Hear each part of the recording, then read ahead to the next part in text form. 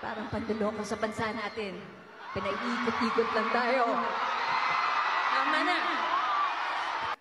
Di naman po lingid sa kalaman natin na napakaraming nangyayaring kaguluhan,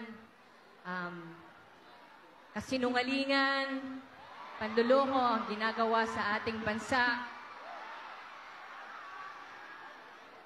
Let us all be reminded na kayo, I don't want to put the pressure on you, ang ating mga kabataan, kayo ang pag-asa ng ating bansa, ng ating bayan. One day, kayo ang magbabago ng bulok na sistema ng bansang ito.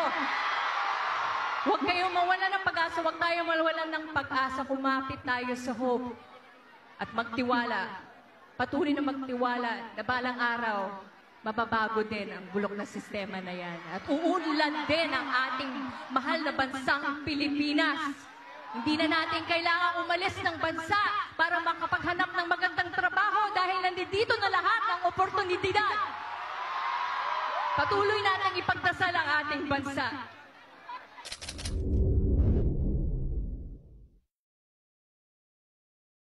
Ito na yung worst nung time ni Duterte. Kahit anong sabihin nyo kay Duterte, JK, mamatay tao, ganyan, nagmumura, pero takot sila kay Duterte magnakaw ng hayag-hayagan kasi mumurahin sila ni Digong. Takot sila. Ito, pinsan niya. Oh, sagot mo kami, boss, ha? Oh. Di sila takot. Oh, di ba? Kaya itong invention na ito ng insertion at insertion fee at flood control at rock netting, ito, tingnan nyo mabuti. You trace the budget. Nangyayari lang ito since 2022.